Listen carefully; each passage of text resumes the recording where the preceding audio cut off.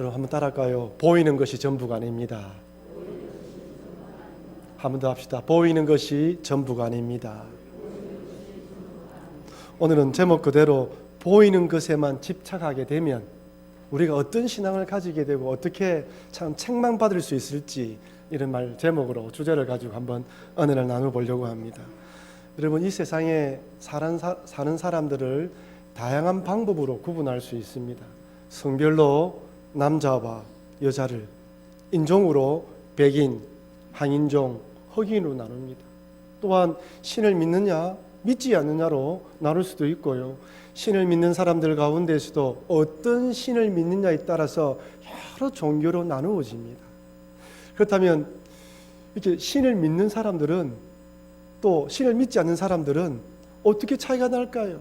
신을 믿는다는 것은 여러 가지 정의를 할 수 있겠지만 보이지 않는 세상이 있다고 믿는 것을 말하는 것입니다.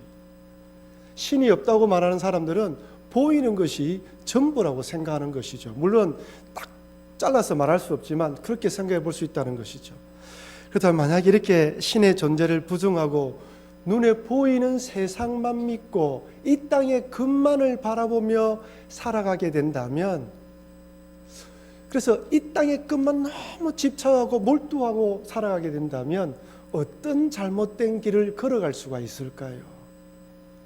여러 가지 길들을, 잘못된 길을 걸어갈 수 있는데 크게 한 두 가지로 생각해 볼 수 있습니다. 첫 번째는 허영에 빠질 수 있습니다.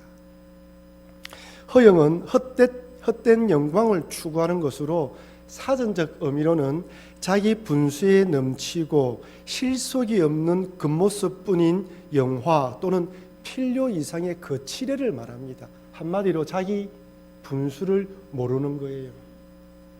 자기의 처지에 만족하지 못하고 더 좋은 것, 더 나은 것을 바라보고 있는 척, 가진 척 하기 위해서 과도하게 빚을 얻었으라도 물건을 구입하고 드러내는 거예요. 이들에게 빚은 부채가 아닙니다. 능력이라고 생각해요. 빚이 많아야지 능력이 있는 사람이라고 생각합니다. 그러니까 자기뿐만 아니라 주변 사람들도 참 힘들어요. 허영에 갇혀 있는 사람을 만나면요, 그 사람만 고생하는 것이 아니라 온 가족이 다 힘들게 됩니다. 프랑스의 작가인 모파상이 쓴 목걸이라는 단편 소설을 읽어보셨습니까? 아주 오래된 소설인데요, 이 소설의 주인공인 마틸다는 아름답고 우아하지만 허영심이 많고 사치가 심했습니다. 마음속에 늘 상류 사회를 동경해서 사회적으로 성공했구나, 돈 많은 사람 만나서 행복하게 살기를 원했는데 자기 자신도 또한 집안 배경도 그를 도와주지 못한 것이죠. 어쩔 수 없이 교육부에서 일하는 하급 공무원인 남편과 만나 결혼했는데 행복했을까요? 만족했을까요? 자기의 허영심을 채워주지 않는 이 남편에 대해서 늘 불평과 불만을 가졌습니다. 어느 날 남편이 장관집에서 열리는 파티 초대권을 가져왔어요. 너무나 기쁘고 즐거워한 것이죠. 이런 옷도 사보고 이런 옷도 구입하고 또한 여러 가지 장식을 하다가 친구 집에 가서 다이아몬드 목걸이를 빌려왔습니다. 다이아몬드 목걸이와 좋은 옷을 입고 장관집에서 파티를 벌이고 새벽 4시까지 정말 꿈만 같은 시간을 보낸 것이죠. 그렇게 집에 돌아왔는데 아침에 일어나 보니까 목걸이가 없어진 거예요. 목걸이를 찾기 위해서 사방팔방으로 찾아봤지만 목걸이를 찾지 못해서 어쩔 수 없어서 그 목걸이와 똑같은 다이아몬드 목걸이를 구입해서 친구에게 돌려주었습니다. 아버지에게 받았던 유산, 친구에게 돈을 빌리고 고리대금 사채업자를 찾아가서 돈을 빌려서 그 목걸이를 샀던 것이죠. 그 돈을 갚기 위해서 작은 집으로 옮기고 집에서 일하던 하녀도 내어보내고 허들의 일까지 하면서 10년 동안 빚을 갚았다고 합니다. 10년 동안 빚을 갚느라 너무 고생해서 폭삭 늙어버렸어요. 어느 날 외출 나갔던 마틸다는 자기에게 다이아몬드 목걸이를 빌려준 친구를 거리에서 만났는데 이 친구는 너무나 늙어버린 마틸다를 알아보지 못하고 그냥 지나쳐가는 거예요. 그 친구를 붙잡고 그간의 사정을 이야기하자 그 친구가 하는 말이 뭐라고? 그 목걸이는 가짜야, 가짜. 모조품이야. 허영심에 붙잡혀서 10년의 세월을 허송한 것입니다. 가짜인지도 모르고. 이 소설은 인간의 허영심이 얼마나 부질없고 쓸모없는 것인지 보여주는 대표적인 소설입니다. 여러분, 오늘날에도 이 마틸다와 같은 사람들을 많이 만납니다. 그 사람 수준에는 너무 고한데 세상 사람들이 그렇게 살아가니까 빚을 내어서 값비싼 차를 구입하고요, 좋은 집을 사고 해외여행을 떠납니다. 자기 분수를 모르는 것이죠. 자기 수준과 분수에 만족하지 못하고 과도하게 빚을 얻습니다. 아니, 우리 이 사회가 허영에 빠져 살도록 부추깁니다. 모든 욕망을 충족하라. 이것이 매스컴과 언론에서 우리에게 가르치고 우리 귀에 속삭이는 속임수예요. 끊임없이 매스컴과 언론을 통하여서 저것을 가지면 있는 척, 좋은 척 보인다고 유혹하는 거예요. 이제는 허세와 허영이 잘못이 아니라 세련되고 유능한 사람의 상징처럼 되어버렸습니다. 없어도 있는 척하면서 살아가라는 것이죠. 여러분 어떻습니까? 우리 교인들은 다 그러면 한 분도 없죠? 대답이 없으시네. 이렇게 보이는 것이 전부라고 생각하면 자칫 잘못하면요, 허영심에 빠져 살아갈 수가 있어요. 우리 어르신들 옛날에 아끼고 모으는 것이 미덕이었지 않습니까? 지금 젊은 사람들이 저축을 하지 않아요. 어쨌든 자칫 잘못하면 허영심에 빠져 살아갈 수가 있습니다. 두 번째로, 눈에 보이는 것이 전부라고 생각하게 되면요, 비교의식에 빠져 살아갈 수가 있어요. 이 세상은 오직 승자만이 모든 것을 독식하는 피라미드 구조입니다. 가장 높은 자리에 앉은 사람이 모든 걸 누리는 것이죠. 그래서 모든 사람들이 그 한 자리를 차지하기 위해서 앞서서 달려가고 있습니다. 실력과 자격, 능력과 외모에 따라 이 세상은 철저하게 경쟁시키기 때문에 1등부터 꼴찌까지 줄을 씁니다. 여러분, 우리나라처럼 이 경쟁 사회에서는 어딜 가든지 무엇을 하든지 꼬리표가 붙어요. 몇 평짜리 아파트, 어느 대학 나왔더라, 월급이 얼마더라, 차는 뭐 타고 다니더라. 보이는 것만 몰두하게 되면요, 항상 나는 이 정도밖에 되지 않는 사람이라고 생각하고 살아갈 수밖에 없는 사회가 우리나라 사회입니다. 비교의식으로 상대적 우월감에 빠지거나 반대로 낮은 자존감으로 살아갑니다. 자기보다 조금 잘한 사람 만나면 그만 상대적 이 열등감에 빠져서 주눅 들고, 자기보다 조금 못한 사람 만나면 우울해져가지고, 그래서 갑질이라는 이야기 나오지 않습니까? 그래서 요즘 아이들 말에 이런 이야기가 있죠. 엄마가 동창회 갔다 오면 조심해라. 동창회 갔다 오는 날에는 집에 늦게 들어가라. 나도 모르게 비교가 되는 거예요. 저 친구 학교 다닐 때 내보다 못했는데 좋은 남편 만났어. 눈에 보이는 것만 바라보면요, 우울감이든지 낮은 자존감으로 살아갈 수밖에 없습니다. 우리 그리스도인들은 보이는 세상이 아니라 보이지 않는 하나님을 믿는 사람들입니다. 하지만 우리들도 보이지 않는 하나님에 대한 믿음의 눈을 잃어버리고 보이는 것에만 집착하게 되면 세상 사람들과 똑같이 살아갈 수밖에 없습니다. 별반 다를 바가 없어요. 예수님은 이렇게 살아가는 사람들을 무엇이라 불렀다고요? 한번 따라합시다. 외식하는 신앙인. 외식하는 자라 불렀어요. 겉은 하나님 믿는다 하면서 속은 세상을 따르는 사람입니다. 예수님은 외식하는 자들에게 이렇게 책망하십니다. 누가복음 12장 56절 57 말씀 같이 읽어볼까요? 외식하는 자여, 너희가 천지의 기상은 풍관할 줄 알면서 어찌 이 시대는 풍관하지 못하겠느냐? 또 어찌하여 옳은 것을 스스로 판단하지 아니하느냐? 여기서 외식이라는 헬라의 뜻은 윗선자를 가리키는데요, 무대에서 연기하는 자들을 지칭한답니다. 그 당시 연기하는 자들은 이렇게 가면을 쓰고 연기를 했대요. 그러니까 극과 속이 다른 거예요. 가면을 썼을 때의 연기자의 모습과 가면을 벗을 때의 사람의 모습이 다르지 않습니까? 이 말에서 위선자, 외식이라는 말이 나왔다고 합니다. 한자 성어는 뭐라는 줄 아십니까? 표리부동. 표리부동이 똑같은 말이에요. 겉표자, 속이자, 안일부자, 한 가지 동, 겉과 속이 다른 것이 표리부동입니다. 예수님은 이 외식이라는 단어를 주로 종교 지도자들에게 사용했습니다. 겉으로는 하나님에 대한 믿음이 좋은 척했지만 속은 욕심과 탐욕과 불법이 가득한 제사장, 바리새인, 서기관을 질타하실 때 주로 사용했단 말이에요. 그런데 그렇게 사용했던 외식이라는 단어를 오늘 본문에 누구를 향해 사용하고 있습니까? 예수님 말씀을 듣고 있는 유대인들을 향해 사용하고 있다는 거예요. 즉 종교 지도자들이나 오늘 말씀을 듣고 있던 너희들 똑같다는 것입니다. 겉은 하나님 섬긴다 하면서 속은 세상을 닮아가는 사람들. 저는 성경을 읽을 때마다 이 종교 지도자들을 볼 때마다 늘 궁금했습니다. 하나님 율법에 전통한 사람인데, 그렇게 철저한 사람인데 왜 예수님을 하나님의 아들로 받아들이지 못한 것일까? 왜 화 있을진적 외식하는 자들이야 책망을 받은 것일까? 아니 오늘 본문의 유대인들은 왜 시대를 분간하지 못하고 옳은 것을 스스로 판단하지 못하느냐고 책망을 받은 것일까?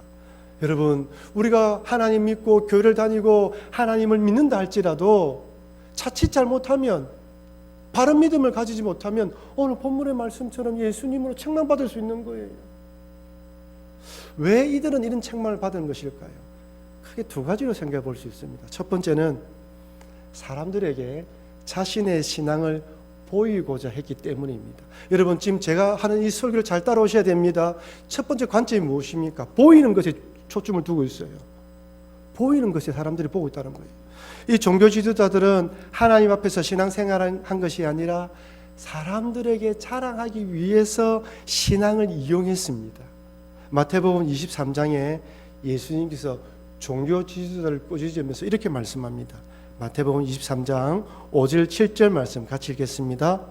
그들의 모든 행위를 사람에게 보이고자 하나니 곧 그 경문띠를 넓게 하며 옷수를 길게 하고 잔치의 윗자리와 회당의 높은 자리와 시장에서 문안받는 것과 사람에게 랍기라 칭함을 받는 것을 좋아하느니라. 그들의 모든 행위를 누구에게요? 누구에게요? 사람에게입니다.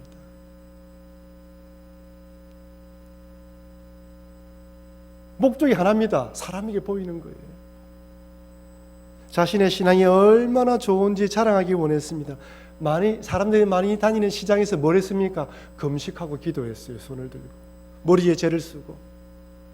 그 당시 헌금은 지폐가 없었죠. 동전을 열 때 동전을 쭉 열면서 동전이 싹 들어가는 소리로 내가 이만큼 헌금한다고 과시했습니다. 오늘 본문에서도 사람들에게 랍비라고 칭함받는 걸 좋아하는 사람들이었어요. 모든 신앙 행위가 무엇이라고? 사람들에게 내가 어떤 사람인가 드러내기를 좋아했던 사람입니다. 겉과 속이 다른 사람이죠. 그래서 예수님이 이렇게 책망해요. 마태복음 23장 25절입니다. 화 있을진저 외식하는 서기관과 바리새인들이여 겉과 대접의 겉은 깨끗이 하되 그 안에는 탐욕과 방탕으로 가득하게 하는도다. 안이 좋다고요? 탐욕과 방탕입니다. 28절 이렇게 말합니다. 이와 같이 너희도 겉으로는 사람에게 옳게 보이되 안으로는 외식과 불법이 가득하도다. 안으로는 뭐라고요? 외식과 불법이 가득합니다. 겉은 깨끗하고 사람들에게 옳게 보이는데 속은 탐욕과 방탕 그리고 외식과 불법이 가득합니다. 겉은 신앙 좋은 척, 믿음 좋은 척, 교회 열심히 다니는 척 하는데 속마음은 다르다는 거예요. 이것을 누가 알고 있습니까? 사람들은 모릅니다. 저도 잘 몰라요. 하나님 안다는 거예요. 종교 지도자들은 하나님을 믿는다 하면서도 하나님 앞에서 신앙생활을 한 것이 아니라 사람들에게 보이려고 신앙생활을 했기 때문에 겉과 속이 다른 외식하는 자라고 책망을 받은 것입니다. 그래서 우리 여러분 늘 나의 마음을 돌아봐야 돼요. 기도하면서 내가 누구를 바라보고 있는가 항상 돌아봐야 됩니다. 둘째로 왜 이들은 외식하는 신앙이라 책망을 받은 것일까요? 눈에 보이는 현실에만 몰두했기 때문입니다. 여러분, 우리 그리스도인들이 눈에 보이는 현실에만 몰입하게 되면요, 세상 사람처럼 허영과 비교식으로 살아갈 수 있지만 그 외에 또 다른 세 가지 잘못된 길로 갈 수가 있어요. 그 첫 번째가 무엇이냐면 내가 원하는 메시아상을 스스로 만들 수가 있어요. 만들어내는 거예요. 지금 현재 유대인들의 정치적인 상황은 바벨론에 패망한 이후 해방되지 못하고 지금도 누구의 속국으로? 로마의 속국으로 살아가고 있습니다. 그럼 마음속에 뭐가 있습니까? 해방의 열망이 있는 거예요. 우리가 일제에 지배받았을 때 해방을 염원했던 것처럼 이들도 해방을 염원했던 거예요. 그래 자연스럽게 누구를 기다립니까? 정치적인 지도자, 다윗 같은 메시아를 원하는 거예요. 로마를 무찌르고 자신을 해방시켜서 통일 이스라엘의 재건을 세워줄 그런 메시아를 기다렸던 것입니다. 해방의 열망이 자기들이 원하는 메시아상을 만들어낸 것입니다. 그러니 어떻게 갈릴리 촌동네에서 목수의 아들로 태어난 예수를 하나님의 아들로 받아들일 수가 있겠습니까? 아무리 죽은 자를 살리고 오병이 이어로 수많은 자를 먹이고 폭풍우를 잠잠케 하고 또한 귀신을 쫓아낸다 할지라도 한 가지, 로마에서 해방시켜주지 않으면 메시아로 받아들일 수가 없었던 것입니다. 그래서 종교 지도자들은 예수님께 자꾸만 정치적인 메시아임을 보여달라고 표적을 구한 것입니다. 여러분, 지금 여러분들 상황 속에 어떤 어려움이 있습니까? 물질적인 문제입니까? 건강의 문제입니까? 자녀의 문제입니까? 그 부분만 몰두하게 되면요, 우리 하나님을 그 문제만 해결해 줄 수 있는 분으로 자꾸 내가 원하는 메시아상으로 만들어가는 거예요. 여러분, 그렇지 않습니까? 고난 당할 때 위로하는 말씀만 듣고 싶지 결단하고 희생하는 말은 잘 안 들리지 않는 것처럼 똑같이 그럴 수가 있다는 것입니다. 내가 원하는 메시아상을 만들 수가 있습니다. 두 번째로, 눈에 보이는 현실에만 몰두하게 되면요, 믿음을 잃어버리게 돼요. 믿음을. 지금 우리 새벽 기도회 때마다 민수기를 묵상하고 있습니다.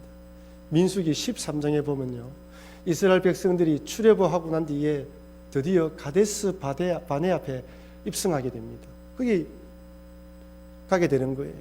이때 모세는 말하기를 하나님이 주신 땅이 눈앞에 있으니까 우리 바로 올라가자 이렇게 이야기를 하는데 이스라엘 백성들은 정탐꾼을 보내자고 이야기를 합니다. 신명기 1장 21절에서 22절 우리 같이 한번 읽어볼까요? 너희의 하나님 여호와께서 이 땅을 너희 앞에 두셨은즉 너희 조상의 하나님 여호와께서 너희에게 이르신 대로 올라가서 차지하라. 두려워하지 말라. 주저하지 말라 한즉 너희가 다 내 앞으로 나와 말하기를 우리가 사람을 우리보다 먼저 보내어 우리를 위하여 그 땅을 정탐하고 어느 길로 올라가야 할 것과 어느 성읍으로 들어가야 할 것을. 이스라엘 백성들의 말은 틀린 말이 아닙니다. 이성적으로, 논리적으로, 합리적인 사고예요. 모세는 이스라엘 백성들의 말을 듣고 그렇게 하자고 이야기를 합니다. 12명의 정탐꾼을 보내어서 며칠 동안요? 40일 동안 온 가나안 땅을 정탐하고 돌아옵니다. 그런데 아시는 대로 10명의 정탐꾼들은 그 성읍은 크고 성곽은 하늘에 닿았으며 그 백성들은 장대하여 거인과 같더라. 그리고 우리는 스스로 메뚜기와 같다고 보고를 합니다. 여러분, 이것은 틀린 말입니까? 진짜입니까? 거짓말입니까? 진짜입니다. 사실입니다. 팩트이죠. 거짓말이 아닙니다. 근데 메뚜기 같은 이스라엘 백성들이 어떻게 출애굽했습니까? 그 당시 애굽은 최강대국입니다. 거인 중에 거인입니다. 이런 애굽을 상대로 이스라엘 백성들이 한 것은 아무것도 없습니다. 그저 하나님께서 10가지 재앙을 내리시고 홍해를 가르실 때 그저 지켜본 것밖에 없어요. 그들이 도운 것은 아무것도 없습니다.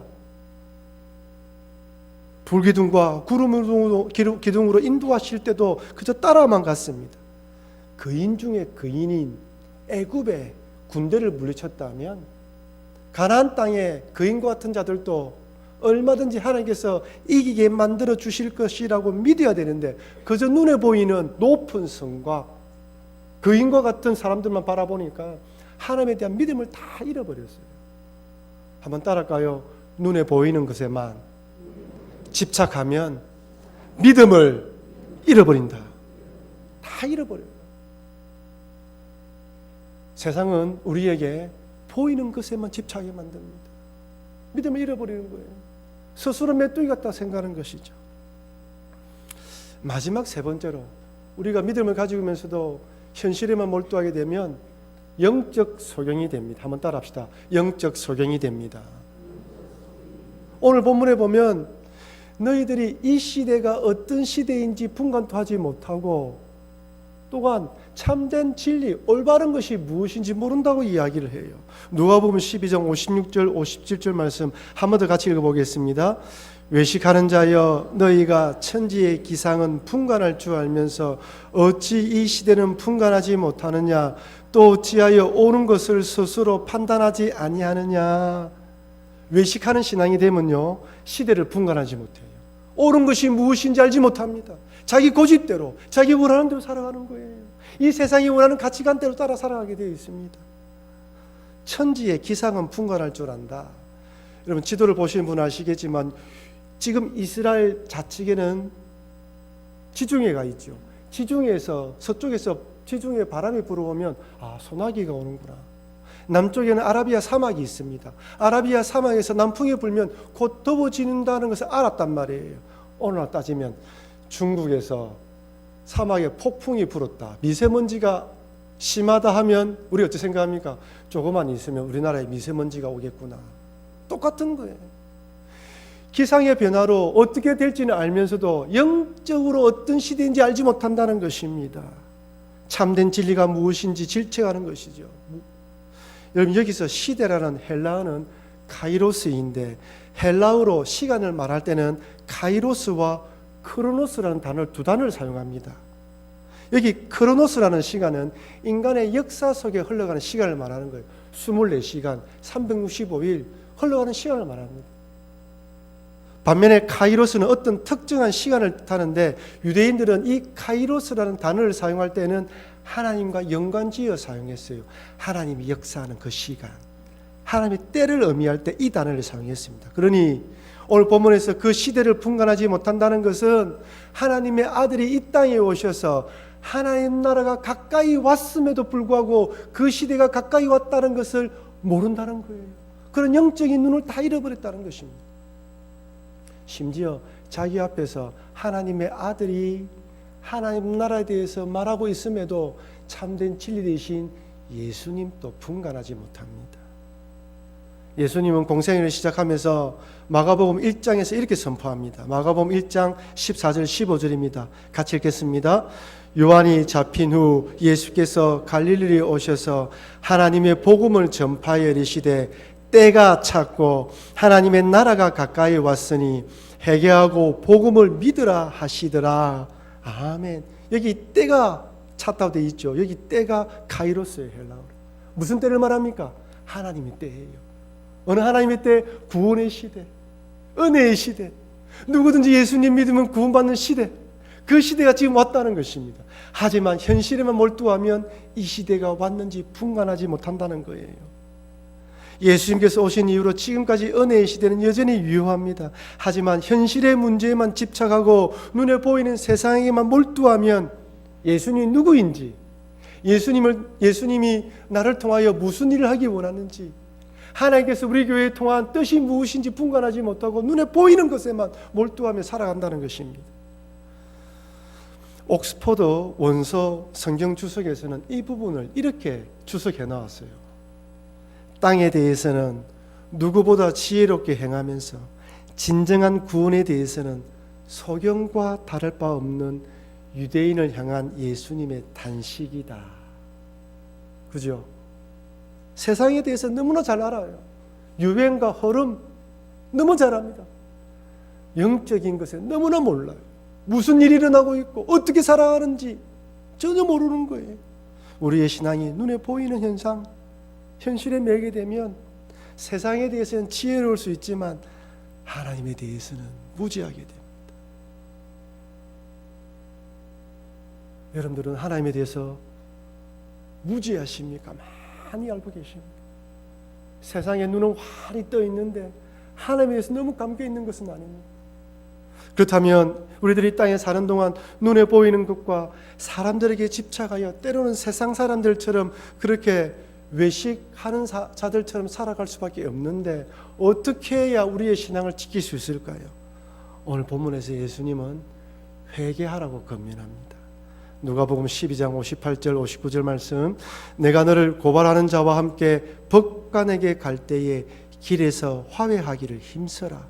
그가 너를 재판장에 끌어가고 재판장이 너를 옥졸에게 넘겨주어 옥졸이 옥에 가둘까 염려하라. 내게 이르노니 한 푼이라도 남김이 없이 갚지 아니하고서는 결코 거기서 나오지 못하리라 하시니라. 고발하는 자가 끌고 갔대. 화해하라는 거예요. 근데 오늘 이 본문 말씀이 마태복음 똑같이 있죠. 마태복음 5장에 동일하게 나와 있습니다. 제가 읽어드릴게요. 예물을 제단 앞에 두고 먼저 가서 형제와 화목하고 그 후에 와서 예물을 드리라. 그 뒷부분 똑같습니다.